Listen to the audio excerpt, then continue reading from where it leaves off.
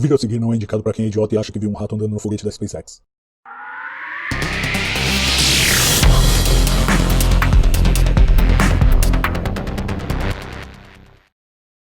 Graças ao trabalho conjunto de vários telescópios ao redor do mundo, um grupo internacional de astrônomos flagrou o momento em que uma estrela é destroçada por um buraco negro supermassivo, antes que ela seja engolida por ele. Não foi a primeira observação deste fenômeno aplicado a estrelas, conhecido como evento de perturbação de marés, mas foi a mais próxima e detalhada já vista. Tudo aconteceu a cerca de 215 milhões de anos-luz da Terra. O trabalho foi publicado no periódico Monthly Notices of the Royal Astronomical Society e descreve de forma sofisticada o drama da espaguetificação, o literal esticamento de um objeto em razão da força gravitacional intensa produzida por um buraco negro. Normalmente trata-se de um fenômeno difícil de observar, porque quando acontece, o processo leva a uma ejeção de matéria no entorno do buraco negro que obscurece a visão. De acordo com os pesquisadores liderados por Matt Nichol, da Universidade de Birmingham, no Reino Unido, o sucesso se deu porque foi possível flagrar, por sorte, o momento exato em que a estrela começava a se despedaçar. Cássio Barbosa, esse é um fenômeno já conhecido, já muito mencionado, mas é raro a gente ter a oportunidade de vê-lo assim, com esse nível de detalhe, assim, do começo até o final, né? Quer dizer, tem um resultado interessante nesse trabalho, né? Sim, sim, muito bacana. Eles pegaram aí desde o início, como você mencionou, e fizeram um monitoramento extensivo em vários comprimentos de onda, né? Ou seja, observaram no óptico, no visível, no rádio, infravermelho e raio-x, né? Então pegaram aí várias fases, várias faixas de energia e assim consegue dar um parâmetro, né? Consegue dar um cenário geral, né? Mais completo. Você pega vários trechos, vários pedaços do espectro, que é mais ou menos isso que eles fizeram. Então você enxerga os processos de alta energia, de baixa energia, e como você mencionou, né, deu sorte porque quando a estrela acaba se rompendo, ela libera o material, gás, e esse gás esfria muito rápido, forma uma nuvem que acaba, uma nuvem de poeira, né, que acaba obscurecendo observações, absorvendo muito do visível, do ultravioleta, e acaba escapando um pouquinho de raio-x, mas faz parte do processo, né, como você falou. E a espaguetificação, para quem não sabe, né, o que significa a ação das forças de maré, que são muito intensas. As forças de maré são forças de natureza gravitacional, mas imagina que você está chegando muito próximo num buraco negro, indo, né, caindo com os pés bem próximos, mais próximos do buraco negro do que a cabeça.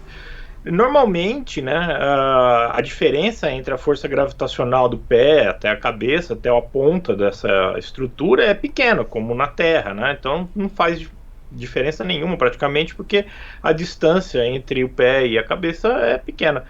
Mas quando você chega em forças muito extremas, como é o buraco negro, a força no pé é muito maior do que a força na cabeça. Isso é a força de maré que acaba rompendo. Só que como a força gravitacional atua numa linha, a linha que passa pelo centro geométrico do corpo acaba sendo a mais intensa, né? Ali a força é a mais intensa. Então toda a estrutura que está lateral se afunila, né, nesse processo e forma quase que uma linha. Por isso que é chamado de espaguetificação, que vira um espaguetinho só e desce. Daí você vê que essas coisas de interestelar, de entrar em buraco negro e sair num planetinha, de que é legal, sinceramente é ficção científica, porque uma estrela de massa semelhante à do Sol, pelo que eu estava vendo no artigo, ao passar perto sofreu esse processo, virou um espaguete, uma fileira, que em última instância é uma fileira de átomos, né? Depois que você desaba tudo e faz ele afunilar, desce tão fino quanto um próprio átomo, um espaguete de diâmetro de um átomo. Então não sobra nada, né, nas forças de maré, e o buraco negro acreta matéria. Esse era um buraco negro da ordem de 1 milhão de massas solares, pelo que eu estava vendo, e acabou fazendo processo de engolir, como diz, abrindo o artigo, a primeira linha, a vida de uma pobre estrela perto de um buraco negro é muito dramática, né? Aí eles começam a descrever e era uma estrela do tipo do Sol. Agora, Cássio, tem espaguetificações e espaguetificações, né?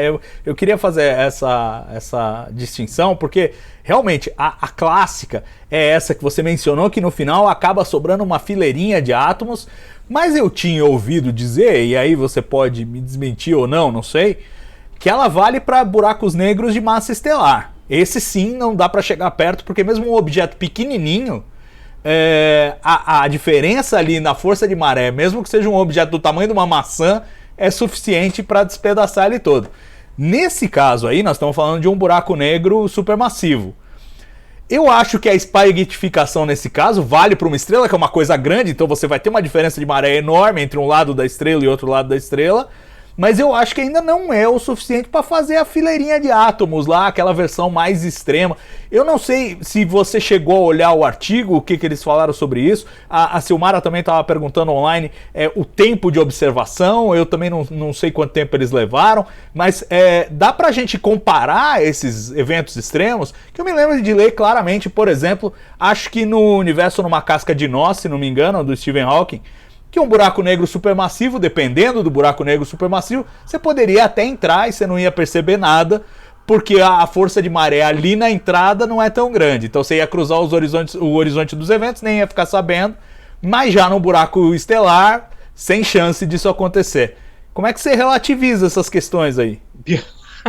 Bem, você falou, relatividade. Enquanto você ia falando, eu ia tentando enxergar. O que eu imagino é o tamanho do horizonte de eventos, né? Num supermassivo, supermassivo, eu acho que aí teria que ser da natureza daquele de M87 que a gente viu a imagem.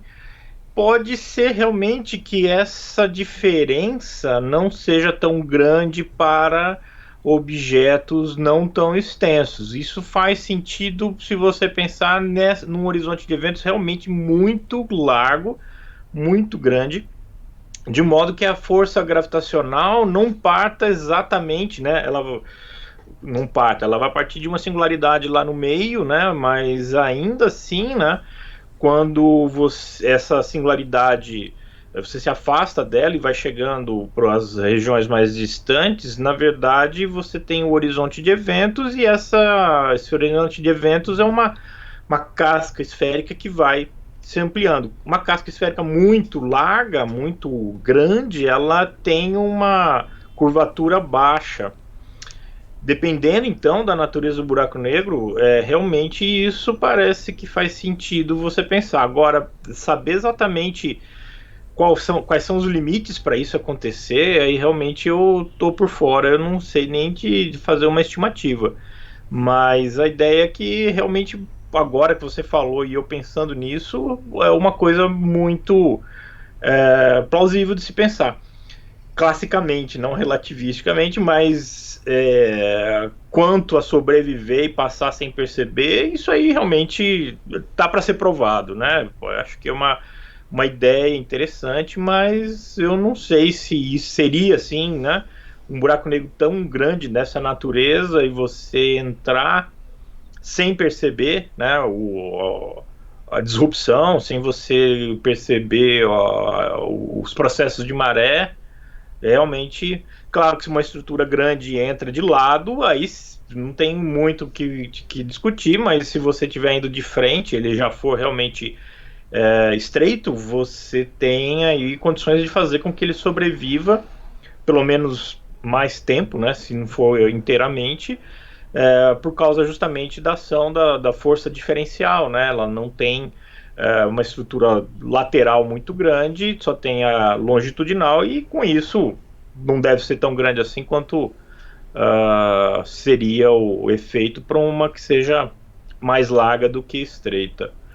Mas sim, né? Eu acho que pensando por esse lado, daria sim.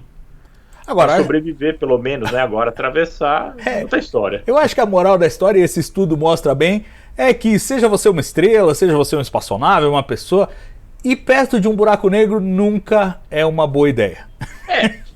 é como eles abrem o artigo, né? Que eu tô até aqui dando uma olhada. Ó, uma estrela desafortunada no núcleo de uma galáxia pode se achar